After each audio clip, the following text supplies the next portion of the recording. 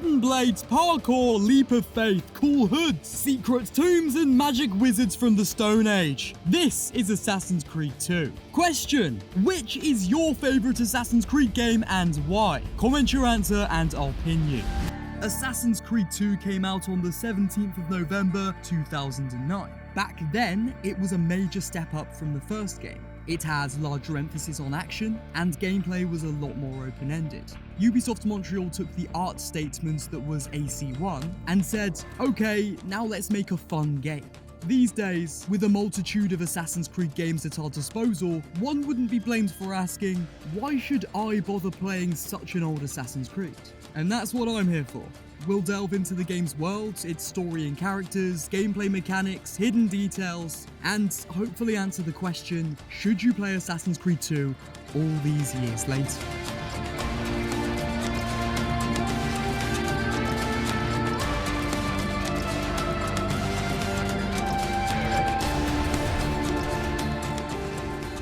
Our story starts exactly where we left off in AC1. Here's a recap. After kidnapping Desmond Miles, an ex-assassin, back in the year 2012, yeah, the first 4 games modern day actually takes place in the future. Anyway, Abstergo Industries, aka the Templars, force him to relive the memories of his ancestor Altair, who came into contact with the Apple of Eden. If the Templars gain access to this piece of Eden, they'll launch it into space with the satellites, resulting in the ability to control the minds of every person on Earth. They just need the location of the apple, which is why they need Altair's memories through Desmond. Long story short, they find what they're looking for and Desmond is scheduled for deletion, if you know what I mean. Well, it turns out that Lucy Stillman, Desmond's captor Warren Viddick's assistant, is an undercover assassin. Well, yes and no. She'll later be found out to be a Templar pretending to be an assassin pretending to be a Templar. Confusing? Yeah, well, allegedly the voice actor didn't want to stay on for Revelations in AC3 without a pay rise and so left. So Ubisoft had to improvise. Anyway, we're getting way ahead of ourselves. Lucy's here to break Desmond out of Abstergo. We have to go. Lucy, where have you been? Why did they— Now! Get in. What's with the blood? Are you okay? Look, we have maybe 10 minutes. Maybe. Before they figure out what I've done. If we're not out of here and on the road before then. Wait, we're leaving? Desmond, I promise I'll answer all of your questions. Later. But right now, I need you to just shut up and do what I say. So please, get in the Animus. All right. Desmond enters the Animus to relive the birth of Ezio. Now, I've always thought this part would have been very distressing for Desmond. We know that when in the Animus, it does indeed feel as if you're in the body of your ancestor. But you're kind of automated by staying in sync with their movements, which I'll explain later with the puppeteering system. So yeah, consciously coming out of the womb must have been a genuinely jarring experience. Listen to him. A fine set of lungs. And what shall we call him, my love? Ezio. Ezio Auditore da Firenze. Get up. Let's go. Yeah, well, I'm gonna need a second. There isn't time, Desmond. After escaping Abstergo, Desmond and Lucy reach the hideout where they meet up with Sean and Rebecca for the first time. They have a chat, and it's back into the Animus. If Desmond can use the memories of Ezio to hone his assassin skills at a fast rate, then they might be able to fight back against the Templars. Of course, they would later uncover a potential doomsday scenario through Ezio's memories, shifting their mission's objective. It's here in the virtual visual reconstruction of Ezio's memories embedded in Desmond's DNA that we meet a 17-year-old Ezio Auditore. A young buck, if you will. Here's where I want to look at the rest of AC2 Story more broadly. Ezio's entire story through 3 games and 1 short film spans from his birth all the way to his death. It's honestly really powerful to see the development of such an interesting character in a masterfully written way. When it comes to Assassin's Creed 2, the story properly starts with Ezio at 17 and ends at the age of around 40. At 17, as I said, he's a young buck. No worries in life, no drama. He and his siblings are part of one of the noble banking families of Florence, the Auditores. For an indication of the Auditore family's power and wealth, think around the lines of the Medici. The Auditores are a fictional family, however. Now, long story short, Ezio's father, Giovanni, alongside Ezio's older and younger brother, are executed under false accusations by men that are later revealed to be Templars. If Ezio were at home the night before, he too would have been captured and persecuted. Ezio goes on the run and eventually makes the small town of Monteriggioni his home, which is a real place, by the way. Monteriggioni has been owned by Ezio's family for generations and is currently under the ownership of Mario, Ezio's uncle. It turns out that the Auditore family are assassins. Ezio is trained by Mario to become an assassin and wipe out the targets responsible for his father and brother's deaths. Now, if you want to learn about how the Auditore family became assassins, it's worth visiting the Auditore family crypt. The crypt has a similar level structure to the assassin tomb missions. Dispersed throughout the crypt are diary entries of sorts from Ezio's ancestor. It's interesting stuff and really delves into the philosophy of the Creed, which I think enriches the overall story. On the other side of time with Desmond, well, there's not really much more to say than what I went over in the game's introduction. In Assassin's Creed 1, we'd spend time with Desmond whilst captured at the beginning of every new memory block. In these short story segments, there would be a lot of exposition primarily between Desmond and Vidic during their back and forth debates on ideology. The monotony of Desmond's living the same type of day over and over, getting up, entering the Animus, getting out and sleeping, to then rinse and repeat, can be interpreted as a parallel to the perceived monotony of Altair. A man who feels powerless and under control of his master, being made to perform the rinse and repeat tasks of gathering intel on his targets. I know this isn't an AC1 retrospective, so I won't divulge my take on that game any more than I have. The reason I want to bring this up though is because all of that story nuance is kind of missing in AC2. We see Desmond at the beginning of the game, then once for literally like 5 seconds in the middle of the game with little to no dialogue, then at the end of the game when Abstergo discovers the assassin hideout. In AC2's outro, Desmond and Lucy meet a familiar face, that being Warren Vidic. Vidic escapes and Desmond and the team flee somewhere new. This will lead into the next game, AC Brotherhood. Brotherhood goes on to bring back that balance and parallel of history and modern day, and it's done quite well. I'll break that down in my upcoming Brotherhood video though. Going back to touch base with Ezio, during his journey in Assassin's Creed 2, he undergoes a good deal of character development. Ezio begins as an emotional and scarred individual, understandable mind you, and then matures over the course of decades into a man full of compassion and humility. Take Ezio's second and last assassination for example.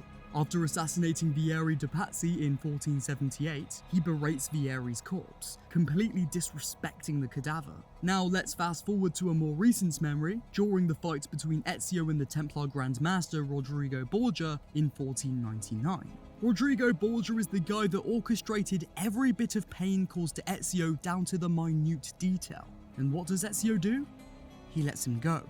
The journey this man has forced Ezio down has changed him, led him to perceive the world differently, which is something intrinsic to the Brotherhood as implemented by Altair. This is why developing characters is so important. It adds incredible weight to situations and most of all it makes you feel emotion. Ezio allowing the Spaniard to go free is so powerful to the character and to the player. I fucking love it. That's why I have such a passion for the Assassin's Creed games that do this and do it well, and it's why I have so much criticism for the games that don't. Speaking of great writing, you can read every entry of the Codex pages you find throughout the world in Assassin's Creed 2. These are the ruminations of Altair after he becomes mentor of the Levantine Assassin Brotherhood. The Codex goes in depth into just how Altair reformed the Brotherhood, adding context to exactly why the assassins operate as they do in Renaissance Italy as well as 2012. And with that, let's talk about the world of Assassin's Creed 2.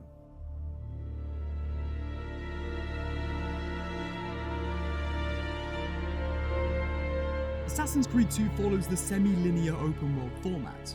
Florence, Tuscany, Romagna, and Venice are all connected through an area called the countryside. Each city is as open-ended as you'd expect an Assassin's Creed city to be. There are viewpoints, collectibles, shops to upgrade your gear, as well as Assassin tomb missions and Templar Lairs. In AC2, not all of the map is accessible from the outset. Sequence 1, for example, allows you access to a sizable portion of Florence, whilst the rest of the city is locked off through an Animus desynchronization wall.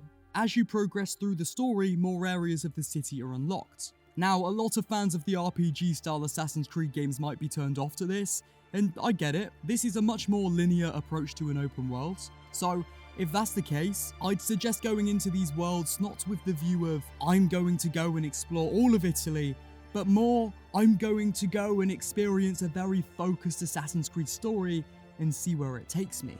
As I just said, the open world is constructed to be very focused, in tandem with the focus of the main story. You're placed in the world to experience the assassin fantasy at the forefront, not to delve into the world of Renaissance Italy. That comes as an added bonus. The historical setting should be viewed as a backdrop to the focused Assassin's Creed narrative that the game tells. If you go into AC2 with this mindset, I can guarantee you'll have a much more enjoyable experience. Similar to the themes Assassin's Creed tackles, it's all a matter of perception. Florence has a warm, vibrant charm that accurately reflects its power and wealth. At this point in history, Florence was the most powerful city in Italy. Buildings such as Giotto's Bell Tower present this immense wealth visually, whilst the Auditore family present it narratively. Florence feels enticing, the streets are crowded. To me, this city feels like AC2's capital. Monteriggioni is a much smaller world space, and serves a very different purpose. Of course, you're brought back here often throughout the game's narrative, but you'll find yourself visiting more than you expect. You see, Monteriggioni starts as a pretty run-down town, and it's up to Ezio to bring it back to its former glory. As the player, you'll be tasked with renovating the town's guilds and shops to draw more visitors in. These renovated establishments earn you passive income as you play the game, and you must return to the Villa Auditore each time you want to withdraw your earnings. If I can offer some advice to new players, put as much money into the renovation system as you can as early as you can. You'll start earning florins quickly, which will help in upgrading your gear and buying ammo or medicines. After various antics throughout Florence and Monteriggioni, the story takes Ezio to the city of San Germano. Like Monteriggioni, this city resides in the region of Tuscany. You'll visit this area during Ezio's earlier years in the story. As a kid, I always felt the city was like the New York of Italy with all its tall skyscraper-esque buildings. It's quite a unique sight to behold in Assassin's Creed 2, as there isn't really another city like it. San Germano itself is much smaller in scale to the likes of Florence and Venice, but as an upside, there's the surrounding countryside to explore. Well, I mean, there's not much in the country apart from the odd treasure chest or viewpoints, but it's a nice pace changer to slowly stroll through the fields if one should feel so inclined. After Sequence 3, we never really revisit San Germano, which is a shame. The city feels quite underutilized, then again, it serves its purpose in the narrative, and I'm not sure how else they could have taken Ezio back there without, shoehorning it in. Let's split things up a little bit. I'll come back to talk about the cities of Forlì, Venice, and Rome, but I want to take a minute to go in depth on the 6 assassin tombs hidden throughout the world. Assassin tombs are parkour challenge levels. Some are fairly straightforward, others are more intricate with added elements such as timers, and there are some tomb missions that even throw enemies into the fray. At the end of every assassin tomb level, you'll reach, the tomb, a burial chamber of an ancient assassin of old. Hidden inside these assassin coffins are keys. After collecting all 6 assassin tomb keys in Assassin's Creed 2, you can use them to unlock something quite special located in a vault underneath the Villa Auditore. This is the armor of Altair, the most powerful armor in the game. Another bit of advice: don't leave all of the assassin tomb missions to the last minute, as you'll need to unlock Altair's armor to progress past a certain point in the story. I'd recommend doing them as and when each tomb is unlocked. There are also very similar levels in AC2 called Templar Lairs. These work exactly the same as assassin tombs, but aren't intrinsic to the main game and were originally DLC, now part of the game, through the Ezio collection. By finishing a Templar Lair, you'll be rewarded with a fair bit of cash. So if you want the extra content, I'd say it's worth it. I've always adored the assassin tomb levels in the Ezio trilogy. They've got a certain charm that I vibe with, plus they were the perfect opportunity to hone your parkour skills. As I mentioned, they're all about climbing. Think Prince of Persia levels, but very condensed. If I were to wish for a return feature in Assassin's Creed, it would definitely be to bring back the assassin tomb type missions. I mean, of course, the main reason Ubisoft took these out of Assassin's Creed games post-AC Revelations is because the parkour mechanic was dumbed down in its player agency and control. Platforming like this would now be impossible with such a limiting climbing mechanic that favours automated climbing over real-time movements. Whilst we're on the topic of parkour, it's worth noting exactly how it works in Assassin's Creed 2. AC2 has a mechanic known as the Puppeteering system. Much like a puppet's arms and legs are controlled by a set of strings coordinated by the puppeteer, the player controls the arms and legs of Ezio. Push the left thumbstick to walk, hold the trigger to jog, and additionally hold A to sprint. Whilst blending with the crowd, hold B to use Ezio's arms and gently push people to the side. And of course, use X to fight or assassinate an enemy. When it comes to climbing and parkour, this game mechanic gives the player complete control over the direction they want to climb, down to the most precise action. Back inside ejecting are a great visual example of this. Now, believe it or not, this game mechanic is also in keeping with the Assassin's Creed lore. The puppeteering system is a parallel to how Desmond similarly utilizes control to stay in sync with his ancestors. For Desmond, it kind of feels like he is in the body of his ancestor whilst in the animus, but on autopilot. If you're not catching on to what I'm trying to say, here's a weird example I've used before.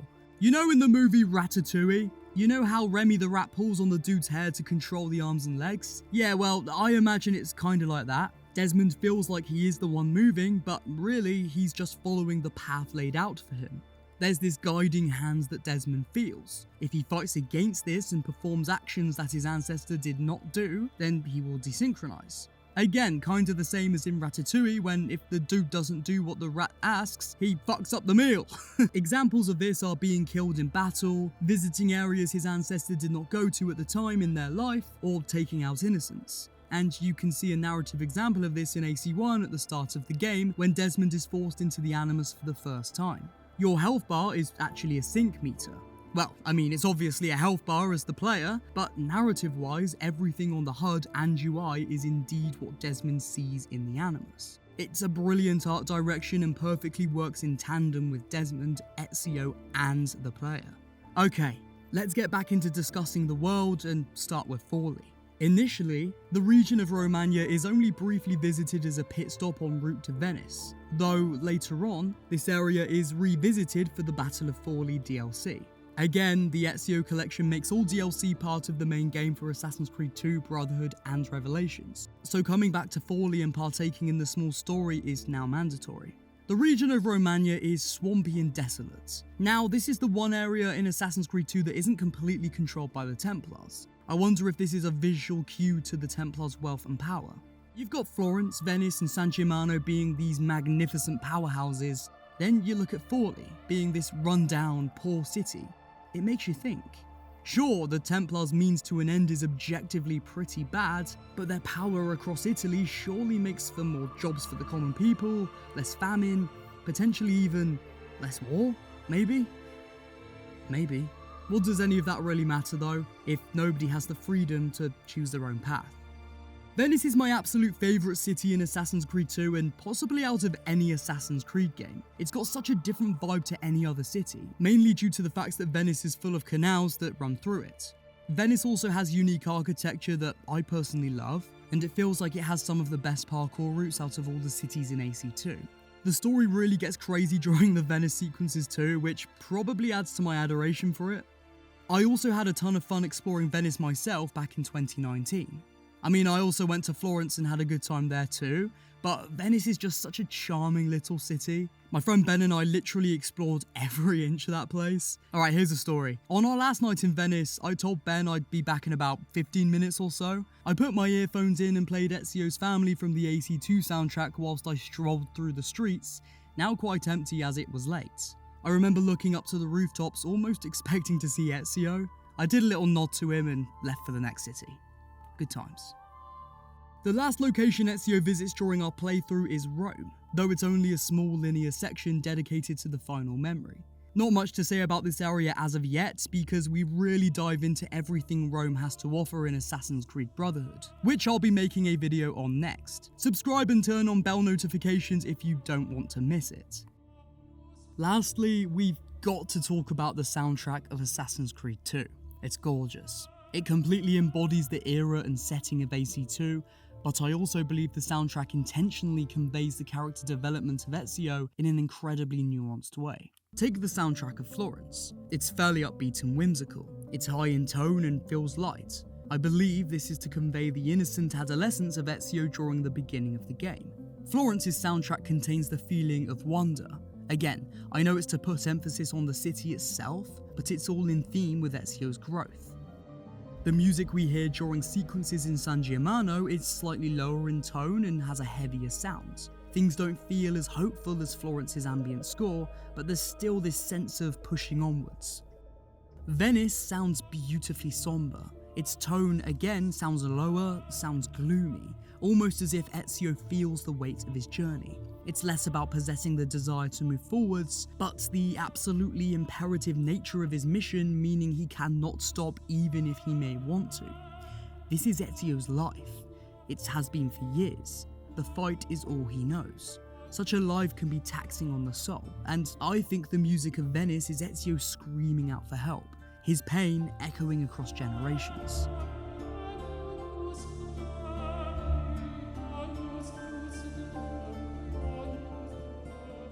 Assassin's Creed 2 is unapologetically itself, and I love that. I've completed this game more times than my age, and I will continue to play it and find even more appreciation each time.